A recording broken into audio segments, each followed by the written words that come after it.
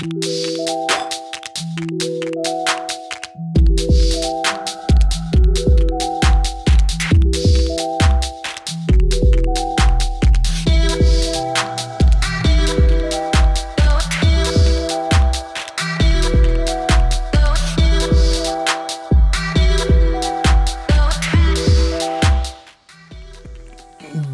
Marija Palija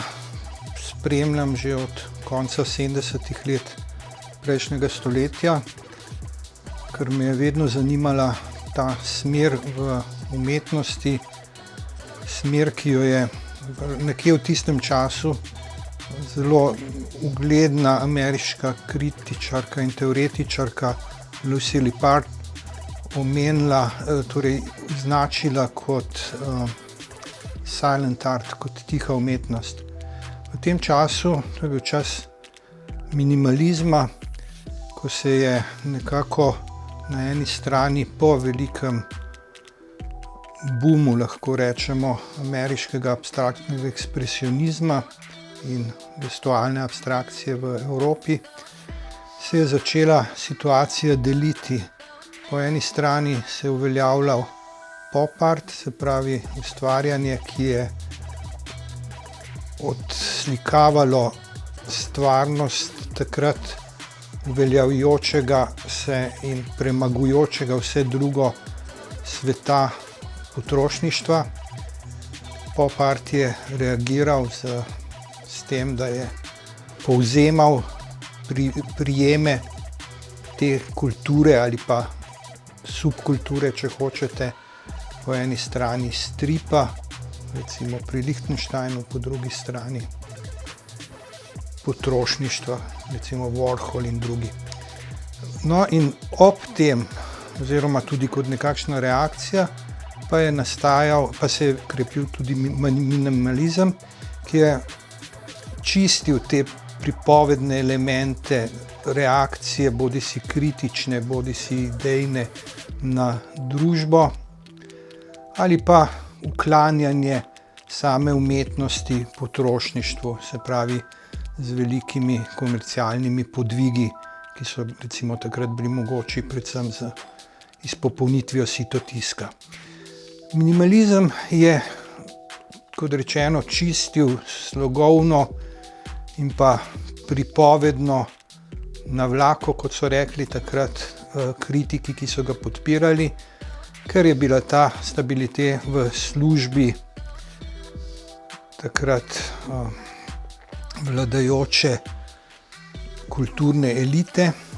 in hotel je priti do tistega, kar je likovni jezik sam po sebi, ki ne bi bil obremenjen s tem, kar je v zgodovini vedno bil, se pravi, da se je uklanjal recimo uporabnosti obredja v cerkvi, bodisi da je bil v službi vladajočih struktur, vojske in tako naprej. Čista likovnost, seveda, zato so se prizadevali že nekateri mojstri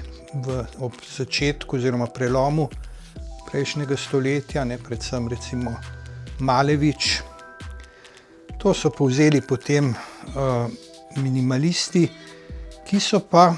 seveda vedeli, da čisto izpraznen prostor na podobi, kot je to velikokrat vtis tudi pri Paliju, da to samo po sebi seveda ni komunikativno z gledalcem. To je mogoče zelo koristno za njihovo osebno izpoved, tako kot recimo v poeziji kakšen haiku. Ne more pa seveda to prepričati, oziroma zelo težko prepričati tudi gledalca, pa naj bo še tako senzibilen. Zato se pri Paliju in pri podobnih mojstrih, ki izhajajo iz minimalizma, uveljavljajo neki občutljivi, minimalni posegi na videz izpraznjeno platno. S tem seveda dobivajo slike neko čisto drugo napetost, ki jo imenujemo recimo od pojavov abstraktne umetnosti lahko duhovna napetost. Se pravi, tisto, ko stanje,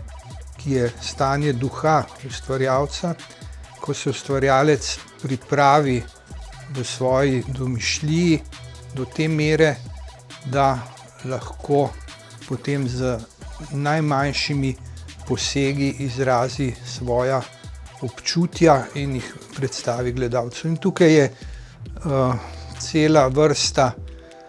dobrih slikarjev v svetu, kot recimo Rothko, Reimann, Yves Klein v Evropi. Pri nas imamo slikarje, kot so Gnamuš, Sandi Červek,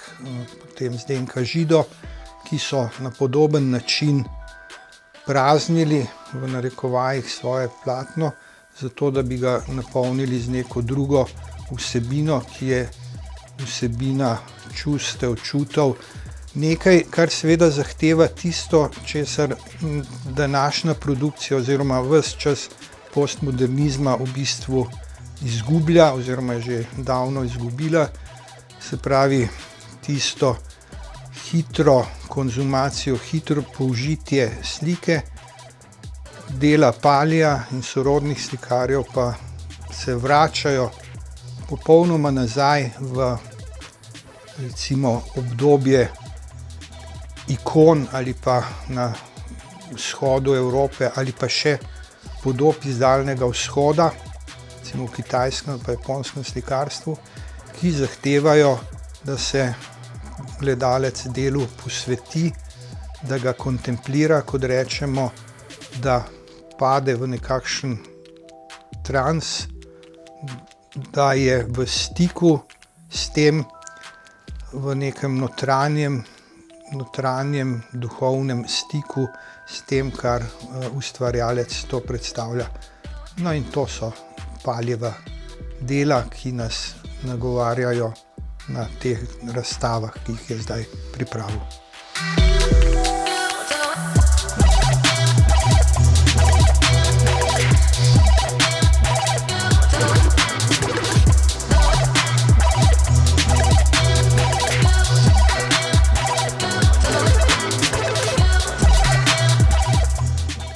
Pali je seveda mojster vsakega platna posebej, kjer, kot sem že prej pisal enkrat pred skoraj 10 leti, kar palimpsestno, kar se ujema z njegovim imenom, nalaga plast na plastjo, tako kot pri pergamentih starih, ko je bilo škoda teh kož. To so bile zelo drage stvari in so potem iluminatorji, se pravi tisti, ki so okrasili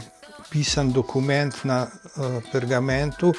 so, ko ta ni bil več uporaben, ta dokument so postrgali z skalpelom, z nožkom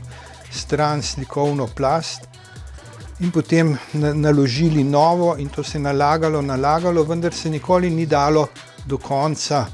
očistiti, da tako rečem, prejšnje plasti. In te plasti se v rokopisnem slikarstvu prosevajo ena plast skozi drugo. In tako tudi Pali, ki ga zanimajo sinopije, se pravi, to pa so podslikave pri fresko slikarstvu, pri zidnem slikarstvu, kjer so freskanti najprej narisali ves prizor na svež omet in potem nanesli barvo. In če zdaj to ploskev fresk odstranite, kot so recimo najlepši primer imate v Pizi, se potem pridete do teh tako imenovanih sinopij. In to je pri Paliju značilno, da pušča vse te sledi prejšnjih nanosov, ki prosevajo včasih bolj, drugič manj razvidno, včasih pa sploh ne, ampak jih na nek način začutimo pod tem zadnjim nanosom, ki ga predstavi gledalcu.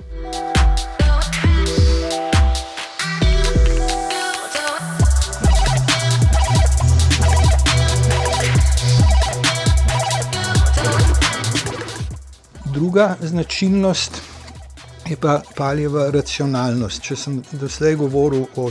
čustveni ali pa čutni plati, je seveda obenem strogo racionalen umetnik, ki natančno preštudira svoje slike, ki jih ureja v nekakšne racionalne koordinate in to se vidi tudi v njegovih postavitvah, namreč Njegove postavitve so, lahko rečemo, tista inštalacija, kot jih danes postavljajo tudi sodobni ustvarjalci. Gre za nekaj, kar tudi poznamo iz zgodovine, že iz najstarejših časov, recimo iz egipčanske umetnosti, da je vedno delal umetnik za poseben prostor, da si ta prostor zamislil že vnaprej s svojimi podobami ali pa reliefi ali kipi, kakorkoli. No in na ta način tudi Pali, bi rekel, nek prostor poseli z tem ritmom, ki je tako kot v glasbi, ritem raznih hitrosti, raznih zvenen, raznih barvitosti in seveda tudi tistega, kar pride vmes med posameznimi platni, ker ravno tako kot pri glasbi ali pa poeziji je tudi v slikarstvu zelo pomembno tisto, kar je prazno, se pravi prazen zid okoli slike, med dvema slikama ali pa med serijo slik so to tiste praznine, ki osmišljajo polnost teh podob.